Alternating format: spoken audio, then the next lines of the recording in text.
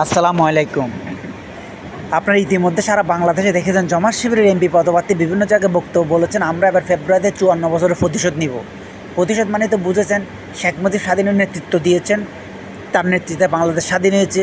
ওরা তো এখন ওদের বাপদাদা পাকিস্তানি, ওরা এখনও পাকিস্তানকে ভালোবাসে। সেজন্য যারা জামাত শিবির এবং এনসিপি, ওনারা ডক্টর ইউনূসের হাত ধরে ধানমন্ডি 32 নম্বর ভেঙে দেওয়া হচ্ছে, এবং যারা বীরশ্রেষ্ঠ 7 জনের স্মৃতিসৌধ ভেঙে দেওয়া হচ্ছে, শহীদ মিনার ভেঙে দেওয়া হচ্ছে। তাই বলি, আরেক কুত্তার বাচ্চা লারের তকবির আল্লাহ আকবর বলে যে ধানমন্ডি 32 নম্বর ভাঙে, সেনাবাহিনী বলছে আর কি মানুষের জানমালের নিরাপত্তা আগে, সেজন্য সে বলে বাংলাদেশ সেনাবাহিনী নাকি ওদের পোষা কুত্তা।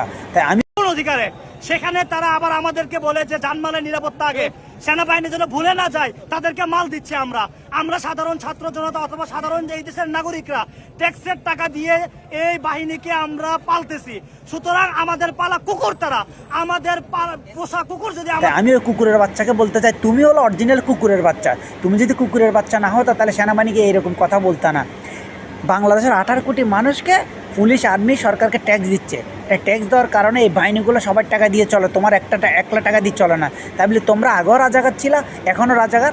বাংলার জমিনে তোমাদের জায়গা নাই, তোমরা পাকিস্তান চলে যাও, ভালো থাকতে চলে যাও, নাহলে জনগণের পিটাখায় তোমাদের যেতে হবে। ভালো থাকি, আসসালামু আলাইকুম।